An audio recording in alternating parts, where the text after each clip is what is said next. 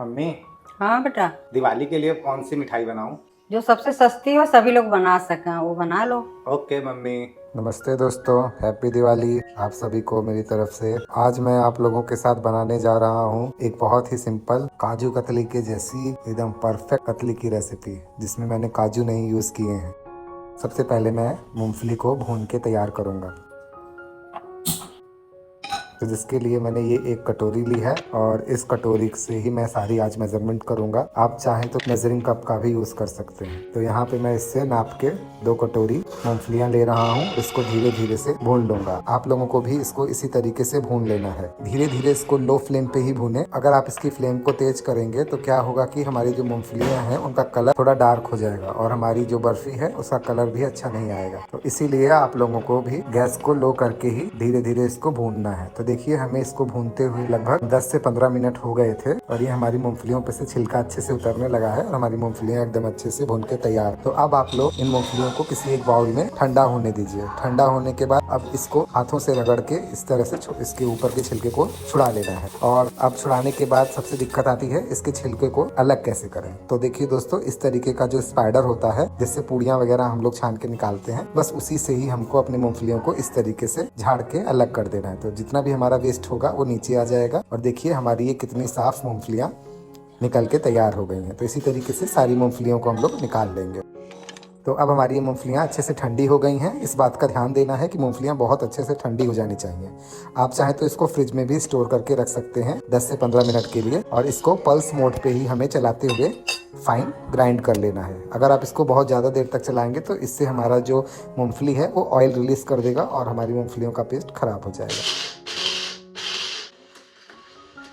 और अब इसको पल्स मोड में करके मैंने देखिए पीस लिया है। तो ये अच्छे से ग्राइंड हो गई हैं, लेकिन अभी कुछ इसमें थोड़े मोटे मोटे दाने इसमें आ रहे हैं। तो उसके लिए मैं क्या करूँगा, एक स्ट्रेनर की सहायता से थोड़ा थोड़ा करके मैं अपनी इस मूंगफली को अच्छे से छान लूँगा। छानने से क्या होगा कि हमारी जो मूंगफली के दाने हैं या फिर जो पाउडर है वो एक तरह से रहेगा, इसमें बहुत ज़्यादा मोटे दाने वगैरह नहीं आएंगे। तो अब मैंने अपने ये मूंगफली को भी अच्छे से छान लिया है। तो अब हमारा ये मूंगफली का पाउडर अच्छे से बन गया है। तो अब हम एक इसके लिए चाशनी बना के तैयार करेंगे। तो चाशनी बनाने के लिए उसी कटोरी से मैंने 1 कटोरी चीनी ली है और आधा कटोरी पानी डाल रहा हूँ। तो यही मेजरमेंट अगर आप भी यूज़ करेंगे तो आपकी भी ये चाशनी बहुत परफेक्ट बन के तैयार होगी। अब धीरे धीरे क्या करना है कि इसको हम लोग अच्छे से मिलाएंगे और ध्यान देंगे कि इसको कॉन्टिन्यूअस हमें चलाते रहना है। अगर हम लोग इसको चलाएंगे नहीं तो क्या होगा कि हमारी जो चाशनी है या फिर जो चीनी है वो नीचे तले में लग जाएगी। तो इसको मुझे चलाते हुए लगभग 10 से 15 मिनट हो गए थे और ये हमारी चीनी भी अच्छे से इसमें घुल गई है। तो आप लोग देखेंगे कि जब स्पैचुला से हम लोग इसको गिराते हैं तो जो लास्ट ड्रॉप होती है वो बहुत धीरे से और खिंच के आती है, उसमें एक तार बनता है। तो बस इसी तरीके की चाशनी भी आपको बना लेनी है। और अगर आप ऐसे ना समझ पाए तो दूसरा तरीका है कि स्पैचुला पे थोड़ी सी हम चाशनी लेंगे, उसको ठंडा कर देंगे। ठंडा करना ज़रूरी है, नहीं तो आपका हाथ जल सकता है। और इस तरीके से दोनों उंगलियों के बीच हम चेक करेंगे तो देखिए एक तार बन के आ रहा है और हमारी जो चाशनी है एकदम परफेक्ट बन के तैयार हो गई है। और अब हम इसके अंदर अपना जो मूंगफली का पाउडर था उसको भी मिला देंगे। अच्छे से हमें इसको मिला देना है और मिलाने के बाद धीरे धीरे इसको चलाएंगे और गैस की फ्लेम को लो रखेंगे। गैस की फ्लेम को तेज़ नहीं करना है, नहीं तो ये हमारा पाउडर और चीनी जल सकती हैं। धीरे धीरे इसको लो फ्लेम पे ही अच्छे से मिलाते हुए बाइंड करेंगे। तो आप जब इसको धीरे धीरे से मिलाएंगे तो देखिएगा कि जो ये हमारा पाउडर है उसने चाशनी को अच्छे से अब्जॉर्व कर लिया है।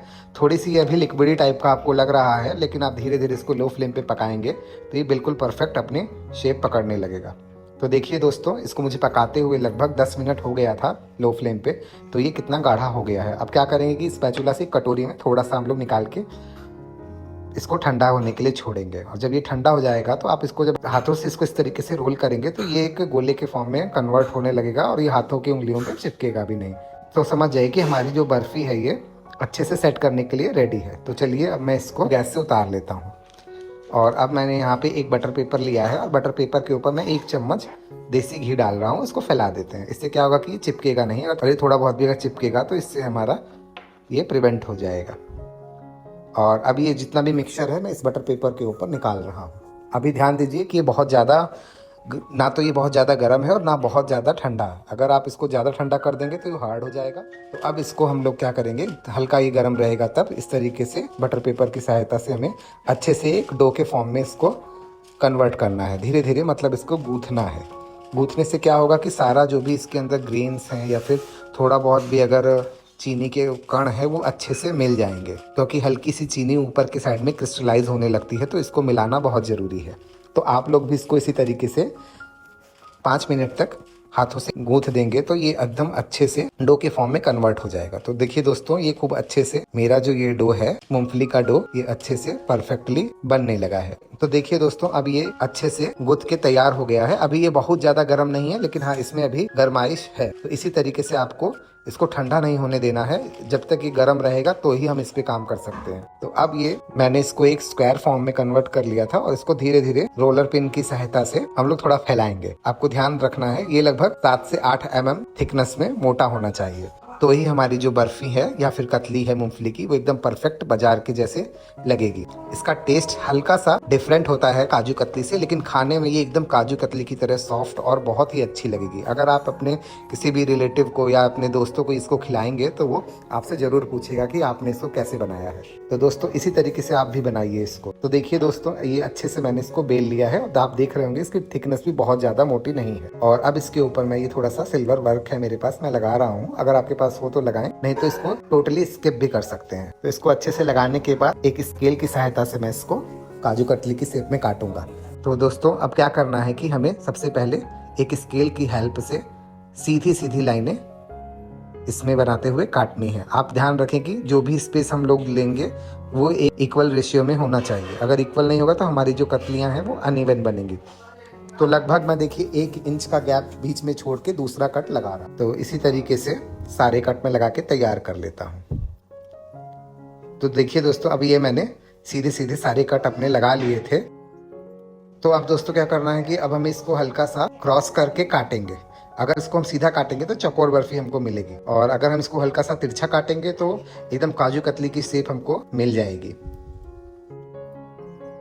तो देखिए दोस्तों, हमारी ये मूंगफली की कतली अच्छे से बन के तैयार हो चुकी है और इसका परफेक्टली एकदम शेप, साइज, सब कुछ एकदम परफेक्ट मार्केट में जैसे काजू कतली मिलती है उसी तरीके का है। तो दोस्तों देखिए, ये मूंगफली की कतली हमारी बन के तैयार हो गई है। तो आइए दोस्तों, अब हम लोग इसको सर्व कर लेते हैं।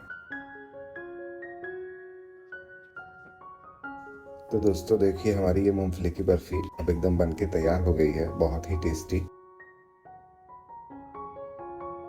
तो मैं आपको चलो ये खा के दिखाता हूँ। तो ये खाने में भी बहुत टेस्टी और एकदम सॉफ्ट बनी है। तो दोस्तों, अगर आपको ये वीडियो अच्छी लगी हो तो वीडियो को लाइक करिए, चैनल को सब्सक्राइब करिए और अपने दोस्तों के साथ इसको शेयर करिए। हैप्पी दिवाली। तो चलिए, अब मैं इसको अपनी मम्मी को भी टेस्ट कराता हूँ। मम्मी, हाँ बेटा, ये लो, मूंगफली की बर्फी बनाई, खा के बताओ। बर्फी तो बहुत अच्छी बनी है बेटा, बाजार जैसी। Okay mummy.